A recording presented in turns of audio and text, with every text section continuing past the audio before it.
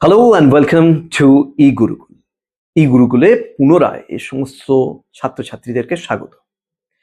আগের ক্লাসে আমরা ইতিমধ্যেই আলোচনা করেছি কিভাবে ক্লাস 11-এর স্টুডেন্টসরা ইংরেজির প্রিপারেশন করবে বা তাদের স্ট্রাকচার কেমন রয়েছে কোশ্চেনের, কী রকমভাবে কোশ্চেনটা স্প্লিট আপ রয়েছে বা কোন বা খুব সহজভাবে বলতে গেলে কোন টপিক থেকে কত নম্বরের প্রশ্ন আসে বা কী রকম। আজকে ঠিক একই কাজ করব, কিন্তু করব পুরো ক্লাস 10 কেন্দ্রিক। যদিও বা এই আলোচনার দরুন শুধুই যে ক্লাস 10-এর স্টুডেন্টরাই উপকৃত হবে তা নয়, এতে উপকৃত হতে চলেছে ক্লাস 9-এর স্টুডেন্টসরাও। কারণ এটা খেয়াল রাখবে, তোমরা একটু ডিটেলসেই বলছি। ধরো তোমরা 5-6-এ এক ধরনের প্যাটার্নের কোশ্চেন পেপার ফলো করেছো ইংলিশের ক্ষেত্রে, আবার দেখো 7-8 তার স্ট্রাকচার, তার প্যাটার্ন অনেকটাই চেঞ্জ হয়ে গেছে। 9-এ যারা যারা উঠলে তারা কিন্তু এবার সম্মুখীন হতে চলেছ যে প্যাটার্নটার, সেই প্যাটার্নটা কিন্তু প্রধানত মাধ্যমিক প্যাটার্ন। তোমাদেরকে আগে থেকেই তৈরি করা হচ্ছে। তোমরা বললেই তো হট করে একটা মাধ্যমিক পরীক্ষায় স্ট্রাকচারটাকে ফলো করা অত ইজি নয়। প্রিপারেশনের জন্য 9 থেকেই পর্ষদ দ্বারা অনুমোদিত যে স্ট্রাকচারকে সেট করা রয়েছে, সেখানে তোমরা মাধ্যমিকের প্যাটার্নটাই তোমরা কিন্তু ফলো করবে যখন তোমরা এক্সামিনেশন দেবে। তাই জন্যে এই প্যাটার্নটার ব্যাপারে আমাদের একটা সম্যক জ্ঞান থাকা উচিত। সবসময় মনে রাখবে, যারা মাধ্যমিক পরীক্ষা দিচ্ছ, মাধ্যমিক পরীক্ষাটা অ্যাকচুয়ালি একটা এমনই পরীক্ষা যেটা জীবনের আগামী দিনের চলার জন্য সবচেয়ে গুরুত্বপূর্ণ। এটা এমন একটা স্টেপিং স্টোন যেটার ওপরেই তোমার ফিউচারটা কমপ্লিটলি ডিপেন্ডেন্ট। ঠিক একইভাবে দেখো 9-এর জন্যও তাই। আজকে যারা 10-এ আছো তাদের কাছে সময় কিন্তু সত্যিই একটু কম, কিন্তু 9-এর জন্যে, তাদের জন্য কিন্তু এই স্ট্রাকচারে তৈরি হওয়ার জন্যে একটা এক্সট্রা, এখন থেকে যদি দাঁড়িয়ে বলি তাহলে হয়তো 8 মাস এক্সট্রা রয়েছে। তাহলে তাহলে প্রথম থেকেই যদি আমরা প্রিপারেশন ঠিক মতনভাবে নিতে পারি, তবেই কিন্তু আমাদের রেজাল্ট আগামী দিনে ভালো হবে এবং আমাদের ভবিষ্যৎ স্বাভাবিকভাবে অনেক বেশি উজ্জ্বল হবে। একথা বলাই বাহুল্য যে ইংরেজি বা অঙ্ক হয়তো অধিকাংশ জনই ভয় পায়। আমি ব্যক্তিগতভাবে অঙ্ককে প্রচণ্ডইভাবে ভয় পেতাম, এখনো পাই। পরীক্ষায় বসতে গেলে আগে ঘামটাই ঝরে। কিন্তু অঙ্কের বিষয়ের ভীতি তো আমার এখনো কাটেনি, যদিও বা আমার লাইফে হয়তো অঙ্কের পরীক্ষায় আর আমার সম্মুখীন কোনোদিন হতে হবে না, সেই দিক থেকে আমি জোর বেঁচে গেছি। কিন্তু তোমাদের হয়তো সেটা নয়। তো অঙ্কের দিক থেকে আমি সাহায্যও করতে পারবো না। যেটা নিয়ে সাহায্য করতে পারি সেটা হচ্ছে ইংরেজি। এই ইংলিশের বিষয়তে আজকে আমরা কিছু বিষয় নিয়ে আলোচনা করব এবং আলোচ্য বিষয় হচ্ছে কোশ্চেনের স্প্লিট আপ। কোন টপিক থেকে কত নম্বর আসে, কিভাবে আমরা প্রিপারেশন করব, আর কিভাবে আমরা প্রগ্রেস করব, যার দ্বারা আমরা একটা ম্যাক্সিমাম নাম্বার পেতে পারি আমাদের পোটেনশিয়ালিটির উপরে। কারণ দেখো, সব স্টুডেন্ট এক নয়। 40% পাওয়ার স্টুডেন্টও আছে, 50-রও আছে, 70-রও আছে, কেউ 90-র ওপরেও আছে, আবার কেউ 95-এরও ওপরেও আছে। তো সব রকমের স্টুডেন্টই থাকে, কিন্তু আমাদের টার্গেট হবে এইটা যে আমরা আমাদের পোটেনশিয়ালটাকে কতটা বেশি ম্যাক্সিমাইজ করতে পারি। তারই উদ্দেশ্য নিয়ে আজকের ক্লাস। প্রথমত আসা যাক ক্লাস 9 কেন্দ্রিক। দেখো, 9-এর স্টুডেন্টসরা তোমরা স্বাভাবিকভাবে একটা একাডেমিক সেশনে 3টে পরীক্ষা দিতে চলেছ। First summative, second summative and third summative. প্রত্যেকটি সামেটিভেতে একটা করে প্রজেক্ট আছে, যে প্রজেক্টের নম্বর থাকছে 10 করে, আর লিখিত পরীক্ষা থাকছে ফার্স্ট সামেটিভের ক্ষেত্রে 40 নম্বর, সেকেন্ড সামেটিভের ক্ষেত্রে 40 নম্বর, আর থার্ড সামেটিভের ক্ষেত্রে 90 নম্বর। সব মিলিয়ে তোমাদের পরীক্ষাটা থাকছে হলো 200 নম্বরের। মাধ্যমিকের স্টুডেন্টের জন্য বিষয়টা একটু অন্য। ওদেরও ফার্স্ট সামেটিভ, সেকেন্ড সামেটিভ আছে এবং টেস্ট পরীক্ষা রয়েছে। প্যাটার্ন অলমোস্ট এক। 10 নম্বরের প্রজেক্ট, 40 নম্বরের লিখিত এবং 10 নম্বরের প্রজেক্ট, আর 90 নম্বরের আমাদের লিখিত ফর দ্য টেস্ট এক্সামিনেশন।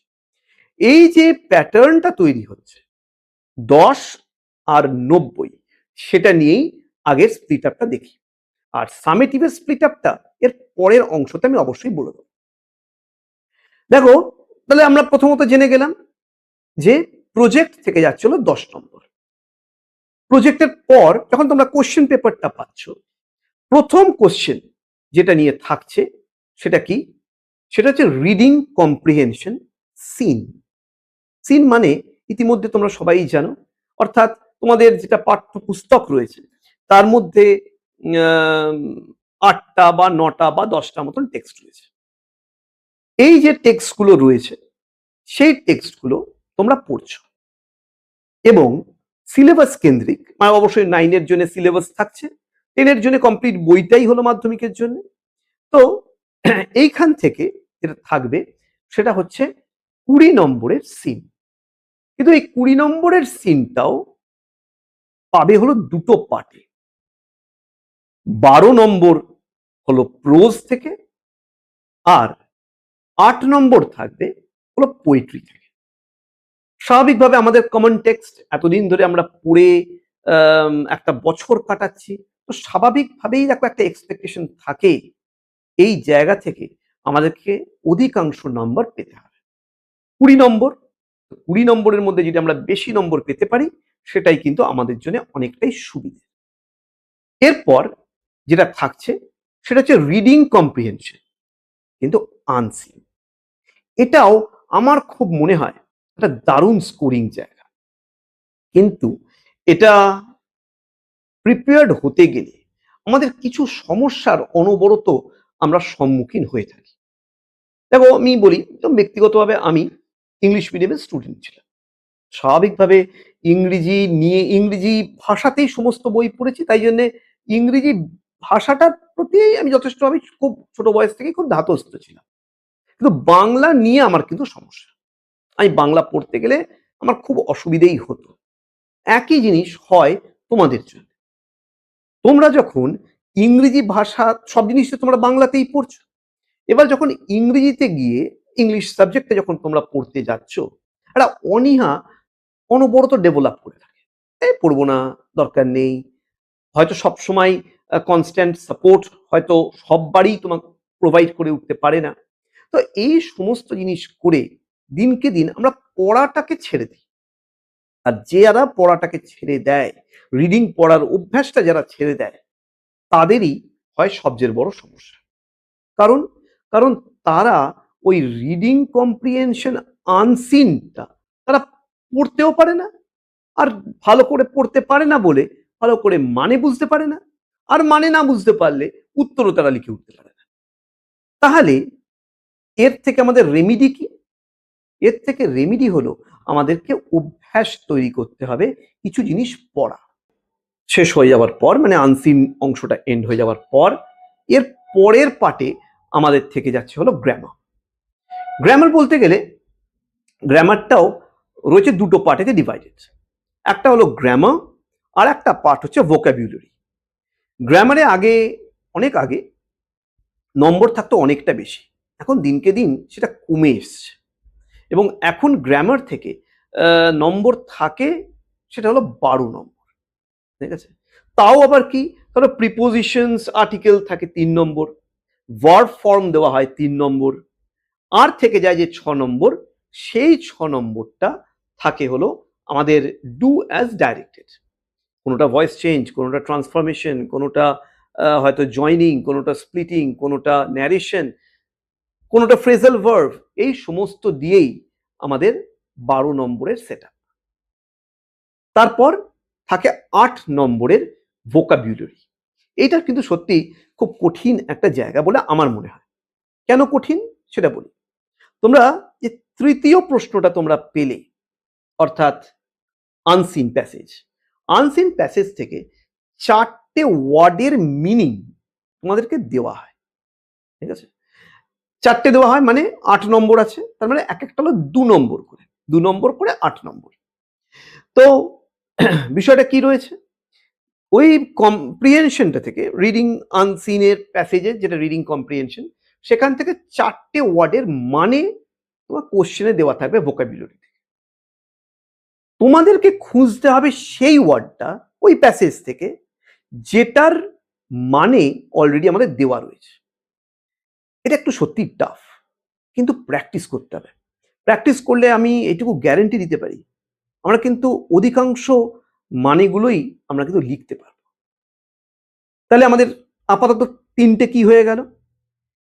প্রথম আমরা জেনে গেছি প্রজেক্ট থাকছে 10 নম্বর, তারপরে হচ্ছে সিন যেটা থাকছে আমাদের 20 নম্বর, যার মধ্যে একটা প্রোজ একটা পোয়েট্রি, প্রোজ থেকে হলো 12 নম্বর, পোয়েট্রি থেকে হলো 8 নম্বর। এরপর থাকছে আনসিন প্যাসেজ, আনসিন প্যাসেজ থাকছে 20 নম্বর, এবং তারপরে আসছে grammar and vocabulary. Grammar vocabulary মিলিয়ে থাকছে 20 নম্বর, যার মধ্যে গ্রামারে 12 আর ওয়ার্ড মিনিং বা ভোকাবুলারি যেটারই বলো সেটা থেকে থাকছে 8 নম্বর। তাহলে পড়ে রইল হলো 30 নম্বর। এই 30 নম্বরে 3টে থাকছে আমাদের রাইটিং স্কিল। স্বাভাবিকভাবে খুব কঠিন একটা জায়গা, কিন্তু সেটাও কিন্তু আমাদের সেই ভীতিকেও কিন্তু অতিক্রম করতে হবে। 3টে রাইটিং স্কিল অর্থাৎ 10 নম্বর করে 3টে প্রশ্ন। অধিকাংশ সময় যেগুলোকে খুব বেশি করে করার দরকার লেগেই থাকে সেটা হচ্ছে লেটার, রিপোর্ট, নোটিশ, বায়োগ্রাফি। এইগুলোকে একটু বেশি ভালো করে করার অবশ্যই দরকার আছে। প্যারাগ্রাফও আসতে পারে, প্রসেসিংও আছে, এরকম জাতীয় নানান বিষয় নিয়ে আমাদের রাইটিং স্কিলস সাজানো। এইটাকে কিন্তু অনবরত প্র্যাকটিস যদি আমরা করি তবেই কিন্তু আমরা যথাসময় আমরা ঠিক মতন উত্তর দিয়ে আসতে পারব। লেখাটা কিন্তু অত সহজ নয়, কিন্তু ক্ল্যারিটি অফ থট, চিন্তা ভাবনাটা যদি আমাদের স্বচ্ছ হয় তাহলে কিন্তু আমরা লিখতে পারবো। আমরা কিন্তু লজিক্যালি বিষয়টাকে সেট করতে হবে। আমি দেখো একটা জিনিস ব্যক্তিগতভাবে খুব ভালো করে বুঝি বা ফিল করি, যে কোনো পরীক্ষায় আমাদের লজিক্যালি যদি আমাদের মাইন্ডসেটটা যদি ক্লিয়ার না থাকে তাহলে কিন্তু সমস্যা সব সময়ই থাকবে। সেই জন্যেই আজকে কিন্তু আমরা মিলিত হয়েছি, বা তোমরা আমার ক্লাস করছো, বা আমিও একটা চিন্তা ভাবনা নিয়েই তোমাদের ডাউটসটাকে ক্লিয়ার করবার একটা প্রচেষ্টা চালাচ্ছি। তাহলে এখানে আশা রাখবো যে সবাইই বেসিক কনসেপশনটা ক্লিয়ার হলো। এবার দেখো যে বিষয়টা রয়েছে, আমাদের প্রত্যেকটা দেখো ধাপে ধাপে অংশ রয়েছে। এক হচ্ছে দেখো রিডিং কম্প্রিহেনশন। আমাদের অ্যাকচুয়ালি এই যে ক্লাস মানে যে বোর্ডেতেই থাকি না কেন, বেঙ্গল বোর্ড হোক, আইসিএসসি হোক, সিবিএসসি হোক, বা যে কোনো স্টেট বোর্ডস হোক, সবাইরই কিছু ইংলিশের ক্ষেত্রে কিছু স্কিলসকে টেস্ট করা হয়। যেমন কি কি দেখো, একটা হচ্ছে রিডিং স্কিল, একটা হচ্ছে রাইটিং স্কিল, একটা হচ্ছে অ্যানালিটিক্যাল বা আন্ডারস্ট্যান্ডিং বেসড স্কিল, আর এটা হলো গ্রামাটিক্যাল পার্ট। তাহলে এই 4টে স্কিল প্রধানত টেস্টেড হয় যখন আমরা এই মাধ্যমিকের মতন বা যে কোনো বোর্ড এক্সামিনেশন আমরা দিই। তাহলে এই 4টে স্কিলকে কিন্তু আমাদের ইমপ্রুভ করতে হবে। এটার বিষয়তেই অ্যাকচুয়ালি কিন্তু এখানে কথা বলা। 11-এর ক্ষেত্রে প্যাটার্নটা একদমই আলাদা থাকে। 10-এর ক্ষেত্রে আমাদের ডেভেলপমেন্টের মানে সেলফ ডেভেলপমেন্টের জায়গা কিন্তু অনেকটাই বেশি, এবং আমরা যদি ঠিক মতন ওয়ার্কআউট করি তাহলে একটা লাগাতার 1 বছরের মধ্যে আমরা কিন্তু অনেকটাই পারফেকশনের জায়গায় পৌঁছতে পারবো। 9-এর জন্য এটা কিন্তু আশীর্বাদ বা বুন বলা যেতে পারে, কারণ তাদের কাছে প্রথমেই বললাম এখন হচ্ছে এপ্রিল, তার মানে এক্সট্রা 8 মাস আমরা হাতে কিন্তু সময় পাচ্ছি। যদি সেটাকে ব্যবহার করি তবেই কিন্তু ক্লাস 10-এতে গিয়ে আমরা ঠিক মতন ভাবে প্রিপেয়ার্ড থাকবো। তাহলে আমাকে কি করতে হবে সেটা আমি একটু বলি, মানে যেটা অ্যাটলিস্ট আমার মনে হয়। প্রথমত হচ্ছে রিডিং কম্প্রিহেনশন। দেখো একটা টেক্সট, তোমাদের ধরো মাধ্যমিক কেন্দ্রিক 8টা টেক্সট আছে, 4টে গল্প, 4টে কবিতা। তাহলে এই টেক্সটটাকে আমাদের বারংবার পড়তে হবে। দেখবে পরীক্ষার হলে কোশ্চেন পেপার পাওয়ার পর হাতে আমাদের সময় থাকে 15 মিনিট মতো, মোটামুটি ধরে রাখো হাতে তুমি 12 মিনিট মতো সময় পেলে। এবার 12 মিনিট পাওয়ার পর বা 15 মিনিট পাওয়ার পর আমরা কিন্তু কি ভাবে আমাদের সময়টাকে অতিবাহিত করি? আমরা বন্ধুকে জিজ্ঞেস করি, এই এটা পারবি, এই রাইটিং স্কিল কি এসছে, এটা কি তোর জানা আছে, আরে এটা আমি তোকে ম্যানেজ করে দেবো। নানান রকমের আলোচনা করবার আমরা পরিকল্পনা নিই, যেগুলোকে কোনোভাবেই বাস্তবেতে কার্যকারী হয় না। কারণ আমরা সবসময় অন্য স্কুলেতে যাই, কেউ এত লিলিয়েন্টলি গার্ড দেবে না। তাহলে আমরা ওই সমস্ত কথা বলে আমাদের লাভ নেই।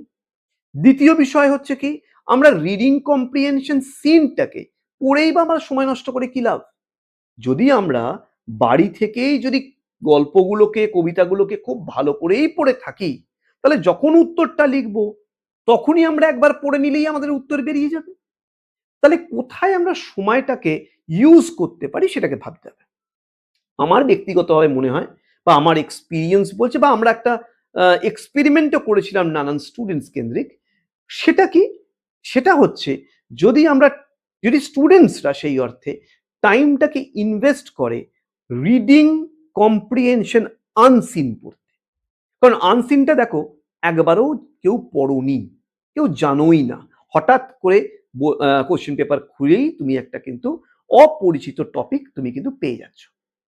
তাহলে এটাকে আমার একবার পড়লে হবে না। আমার একজন স্যার ছিলেন, আমার কাছে প্রায় ভগবানের ন্যায় সমান। তিনি একটি কথা বলতেন। তিনি বলতেন, একবার, দুবার, তিনবার, চারবার পড়লে হয় না। একটা টপিককে মিনিমাম 5 বার পড়তে হয়। কেন জানো? তার কারণ হচ্ছে, যে কোনো জিনিসে গ্রিপ যদি করতে চাই, দেখো একটা আঙুল দিয়ে তো গ্রিপ পারবো না, দুটো আঙুলে গ্রিপ হলেও ফসকে যাবে, তিনটে আঙুল দিয়েও ফসকে যাওয়ার চান্স বেশি, চারটে আঙুলে গ্রিপ হয়, ছাড়িয়ে নেওয়া যায়, কিন্তু পাঁচটাতে একটা পারফেক্ট গ্রিপ তৈরি হতে পারে, বা একটা পারফেক্ট কন্ট্রোল তৈরি হতে পারে। কিন্তু সত্যি পরীক্ষার হলে তো তুমি 5 বার আনসিন পড়তে পারো না। তাই বলবো যে অ্যাটলিস্ট একবার না পড়ে অ্যাটলিস্ট 2 বার পড়ার চেষ্টা করো, এবং কোশ্চেন পেপার পাওয়ার পরেই যে অ্যাডিশনাল টাইমটা রিডিং এর জন্য রয়েছে সেটাকে ব্যবহার করো ওই কোশ্চেন পেপারে আনসিন পার্টটাকে পড়বার জন্য। তাহলে কি হবে, আমরা টাইমটাকে প্রপারলি ম্যানেজ করতে পারবো। এবার শুধুমাত্র যে আমরা যদি ভাবি ওই আনসিনটাকেই পড়ে নিলেই আমাদের কাজ মিটে যাবে, তা কিন্তু নয়। এর জন্যে আমাদেরকে বাড়িতে কিছু প্র্যাকটিস করতে হবে। প্রথমত সিনের ক্ষেত্রে যেমন আমরা টেক্সট বুক পড়বই, তার পাশাপাশি আমাদেরকে একটু হ্যাবিট তৈরি করতে হবে কিছু বাচ্চাদের গল্প পড়া। সেই বাচ্চাদের গল্প মানে আমি বলছি যে কারো যদি ভূতের গল্প ভালো লাগে তাহলে ভূতের গল্প পড়ো, কারোর যদি ডিটেকটিভ গল্প ভালো লাগে ডিটেকটিভ পড়ো, কারোর যদি অন্য কোনো গল্প ভালো লাগে অন্য কোনো গল্প পড়ো, কিন্তু অ্যাটলিস্ট পড়ো। যদি আমরা সারা বছরে একটু সময়কেও যদি আমরা ইউটিলাইজ করি পড়বার জন্যে, যেটা প্রত্যেক দিন না হতেও পারে, সপ্তাহে 4 দিনও যদি আমরা পড়ি, তাহলে আমাদের পড়া কিন্তু ডেভেলপ করতে পারে। আর একটা টেকনিক আছে, সেই টেকনিকটা কি, আমাদেরকে একটা খবরের কাগজ কিনতে হবে, ইংলিশ খবরের কাগজ। আম, দেখবে টাইমস অফ ইন্ডিয়া বই, খবরের কাগজটা খারাপ নয়। তো টাইমস অফ ইন্ডিয়া কিনলে, সপ্তাহে একটা খবরের কাগজ কিনলে, এবং সারা সপ্তাহ ধরে নানান খবর, দেখো সবাই সব খবর ভালো লাগে না, কারুর পলিটিক্স ভালো লাগে, কারুর খেলাধুলা ভালো লাগে, কারুর সিনেমা ভালো লাগে, যেটাই ভালো লাগে, সেই অংশগুলো আমাদেরকে পড়তে হবে। প্রত্যেক দিন একটা করে কলাম যদি আমরা পড়ি, তাহলে এইটুকু এনশিওর্ড থাকবে যে কোনো না কোনো একটা পয়েন্ট অফ টাইমেতে তুমি দেখবে তুমি অনেক পড়ার দিকে তুমি অনেক বেশি স্বতঃস্ফূর্ত হয়ে গেছো। আর যদি সেটা হও, তাহলে এইটুকু জেনে রাখো, আনসিনটা কোনো সমস্যার কারণই নয়, ওইটাই হয়ে যাবে তোমার কাছে স্কোরিং এর জায়গা। একটা ছোট্ট জিনিস আরেকবার বলছি, ভালো করে বুঝে নাও। 10 নম্বরের প্রজেক্টে আমরা ভালো করে প্রজেক্ট করলে 10-এ 9 নম্বর তো পাওয়াই যায়। সিন 20 নম্বরের আছে, গল্প আর কবিতা চেনা পরিচিত, যদি আমরা ভালো করে যদি সলভ করতে পারি, দেখে দেখে যদি ঠিকঠাক আনসার্স গুলোকে সাজিয়ে গুছিয়ে যদি প্রেজেন্ট করে দিই, এইটুকু জেনে রাখো অ্যাটলিস্ট 17 নম্বরও পাবে।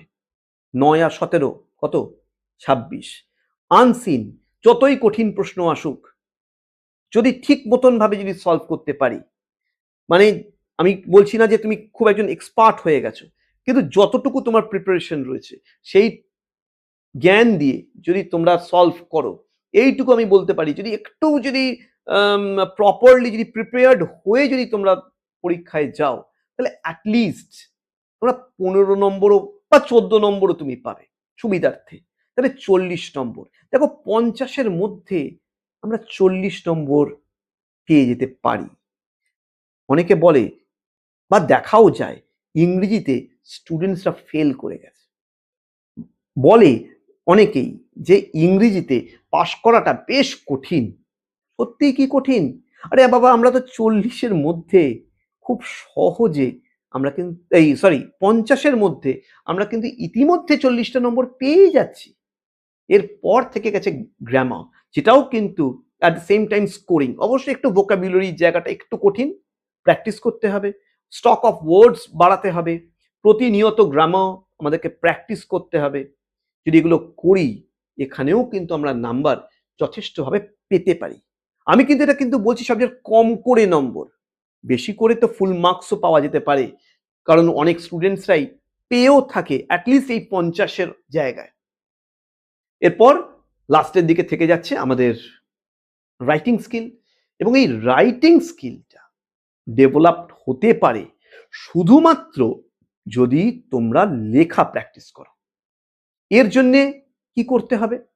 এর জন্য আমার মনে হয় যে যে কোনো গাইড বইয়ের যে টপিকসগুলো দেওয়া আছে, দেখবে পিছন দিকে নানান ধরনের লেটারের কোনো একটা লেটার লেখা আছে। লেটারটা পড়ো, 2 বার পড়ো, 3 বার পড়ো, 4 বার পড়ো, দিয়ে নিজের থেকে লেখো। তোমাদের ক্লাসের যে টিচার যিনি পড়ান তাকে দিয়ে তুমি চেক করিয়ে নাও, টিউশনে তুমি চেক করিয়ে নিতে পারো। কিন্তু তুমি প্র্যাকটিস যদি অনবরত করো, সেটা লেটার রাইটিং এর ক্ষেত্রেই নয়, সমস্ত টপিকস, নোটিশ হোক, রিপোর্ট হোক, প্যারাগ্রাফ হোক, প্রসেসিং হোক, ওদিক থেকে বায়োগ্রাফি হোক, যদি এগুলোকে আমরা সময় করে করে যদি আমরা প্র্যাকটিস করতে থাকি, যদি লিখতে থাকি, এইটুকু আমি বলতে পারি যে ইংরেজি সত্যিই কিন্তু কোনো কঠিন জায়গা নয়, যথেষ্টভাবে স্কোরিং জায়গা। এবং তুমি দেখবে মাধ্যমিকেই তো কিছুদিন বাদেই মাধ্যমিকের রেজাল্ট বেরোবে, সেই ক্ষেত্রে তুমি দেখবে প্রচুর জন কিন্তু 90-এর উপরেও কিন্তু নম্বর পায়। তাহলে কি সত্যি কঠিন? যদি কঠিন হতো, ওরা কি সত্যি ওই নম্বরটা পেত? আমার তো তা মনে হয় না। তো আম, সেই জন্যেই কথাটা বলা যে আমাদের ঠিক মতন ভাবে পড়াটা একটু লজিক্যালি সাজিয়ে নিতে হবে, আমাকে টাইম দিতে হবে সমস্ত বিষয়ের ওপর, সেটা রিডিংই হোক, সেটা রাইটিংই হোক, সেটা গ্রামারই হোক, বা সেটা যেটাই থাকুক না কেন। যদি সেরকম মতন ভাবে আমরা প্রিপারেশন করি, তাহলে কোনো পরীক্ষাই কিন্তু কঠিন নয়, নট ইভেন অঙ্ক, এক্সেপ্ট ফর মি। আমার কাছে বাবা অঙ্ক সত্যি কঠিন, কিন্তু হয়তো সেটাকেও আমরা কিন্তু যদি ঠিক মতন ভাবে কনসেন্ট্রেট আমিও আমার লাইফে করতাম, সেটারও কিন্তু আমি হয়তো ইজিলি ওভারকাম করে থাকতে পারতাম। Anyways, before ending this video, তোমাদেরকে আর একটা ছোট্ট ডিটেইলড কোশ্চেন প্যাটার্ন স্টাডি একটু দেখিয়ে রাখতে চাই। তার জন্য তোমরা একটু স্ক্রিনটাকে চট করে ফলো করে নাও। দেখো কি লেখা হচ্ছে। প্রথম এ হিসেবে দেওয়া আছে রিডিং সিন, যেটা নিয়ে এতক্ষণ ধরে আলোচনা করছিলাম, এবং দেখো টোটাল মার্কসের জায়গায় দেওয়া আছে 12। রিডিং সিনেতে প্রথম আসছে হলো প্রোজ। প্রোজে দেখো 12 নম্বর দিচ্ছে, এবং কি কি প্যাটার্নে কোশ্চেনটা হচ্ছে। একটা হচ্ছে এমসিকিউ প্যাটার্ন। এমসিকিউ প্যাটার্নটা কি? যেটা হলো টিক মার্ক। তারপরে দেখো very short answer type question, তার মধ্যে থাকছে 3 নম্বর। এতে কি জিনিস কোশ্চেন থাকতে পারে? এতে প্রধানত থাকে হলো আনসার, আমাদের কমপ্লিট দ্য ফলোইং সেন্টেন্স, বা অনেক ক্ষেত্রে ট্রু ফলস থাকতে পারে উইদাউট দ্য সাপোর্টিং স্টেটমেন্ট। এরপর থাকছে শর্ট আনসার টাইপ কোশ্চেন বা এসএকিউ, অর্থাৎ 2 নম্বর করে দুটো প্রশ্ন, যেটা হলো আনসার দ্য ফলোইং কোশ্চেন। এরপর পোয়েট্রির ক্ষেত্রেও ব্যাপারটা একই। এই ক্ষেত্রে 4 নম্বরের টিকমার্ক আর 4 নম্বরের আনসার দ্য ফলোইং কোশ্চেন, এই মিলিয়ে দেখো তৈরি হচ্ছে 12 প্লাস 8 ইকুয়াল টু 20। তারপর reading unseen, reading comprehension unseen, যেটা এখানে দেওয়া আছে। দেখো এটাতে তিনটে ধরনেরই প্রশ্ন আসবে। এমসিকিউ থাকছে 1 নম্বর করে 6টা, অর্থাৎ হলো টিক মার্ক। তারপরে দেখো very short answer type questions থাকছে 6 নম্বরের, কিন্তু সেখানে কোশ্চেন আসছে 3টে, অর্থাৎ হয়তো এখানে ট্রু ফলসটাই থাকবে উইথ সাপোর্টিং স্টেটমেন্ট। আর লাস্টে থাকছে 4টে প্রশ্ন, যেটা হচ্ছে আমাদের শর্ট আনসার টাইপ কোশ্চেন্স, অর্থাৎ কি রাইট, অর্থাৎ হচ্ছে আনসার দ্য ফলোইং কোশ্চেন্স। এখানেও থাকছে 20 নম্বর। এরপর দেখো গ্রামার অ্যান্ড ভোকাবুলারি, গ্রামারেতেও দেখো রয়েছে এমসিকিউ, কিন্তু এখানে এমসিকিউ বলতে গেলে আমার যতদূর মনে হয় যেটাকে ইঙ্গিত করা হচ্ছে সেটা হচ্ছে আমাদের প্রিপোজিশনস বা আর্টিকেলকে। অবশ্যই এখানে এমসিকিউ হিসেবে কিন্তু থাকে না, সেগুলো 1 মার্কার থাকে, অনেক সময় হাফ মার্কারও থাকে। এরপর থেকে যায় আমাদের গ্রামারের দিক থেকে, অবশ্যই এটা এখানে মেনশন করা নেই, যদিও বা শুধুমাত্র বলা হচ্ছে very short answer type questions এর মধ্যে থাকছে 9 নম্বরের। এই ক্ষেত্রে দুটো প্যাটার্নকে ফলো করা হয়, একটা হলো ভার্ব ফর্ম অনেক সময় দেওয়া হয়, ঠিক আছে, ভার্ব ফর্মেতে আমাদের 3 নম্বর দেওয়া হয়, আর 6 নম্বর থাকে হলো do as directed. Do as ডাইরেক্টেডেও অনেক ক্ষেত্রে দেখা যায় যে 4 নম্বরে ডু অ্যাজ ডাইরেক্টেড দিল আর দুটো ফ্রেজাল ভার্ব দিল, বা একটা ফ্রেজাল ভার্ব দিল 5টা ডু অ্যাজ ডাইরেক্টেড এর মধ্যে রেখে দিল, সেটাও হতে পারে। তো যে কোনো ভাবে 9 নম্বরের 1 নম্বর করে প্রত্যেক প্রশ্ন নম্বর থাকবে, সেটা 9টা প্রশ্ন থেকে যায়। এরপর হলো ভোকাবুলারি, এবং ভোকাবুলারিতে আছে 2 নম্বর করে 4টে প্রশ্ন, অর্থাৎ 8 নম্বর। আর বাকিটা তো রাইটিং স্কিল অলরেডি বলেছি, যেটাতে 10 নম্বর করে 3টে। তো আশা করছি এই ডিটেলড অ্যানালিসিসটা তোমাদের কিন্তু কাজে লাগবে। তার জন্য অবশ্যই বলবো যে এটার একটা স্ক্রিনশট অবশ্যই কিন্তু। অন দিস ভেরি নোট আজকের ক্লাসটা আমরা এখানেই এন্ড করতে চলেছি। আশা রাখবো কিছুটা বিষয় ক্ল্যারিফাইড হলো, হয়তো অনেকেই জানতে সেটা আরেকটু ব্রাশ আপ হয়ে যেতে পারে। এবং যদি ক্লাসটা ভালো লেগে থাকে তাহলে আগামী ক্লাসগুলোতে অবশ্যই জয়েন করো, চ্যানেলটাকে সাবস্ক্রাইব করো, ফেসবুকে তোমরা ফলো আপ করতে পারো, এবং পারলে একটু শেয়ার করো। স্বাভাবিকভাবে ইন্সপিরেশন আমিও পাবো। যদি কোনো ইমপ্রুভমেন্টের জায়গা থাকে সেটার জন্যও তোমরা কিন্তু কমেন্ট সেকশনে গিয়ে অ্যাটলিস্ট জানাতে পারো কি করলে তোমরা উপকৃত হবে। কারণ সত্যি কথা বলতে গেলে এই ক্লাসগুলো নেওয়ার উদ্দেশ্য কিন্তু তোমাদেরকেই হেল্প করা। আশা রাখবো আগামী ক্লাসে তোমাদের সবাইকে পাবো। Thank you and study hard.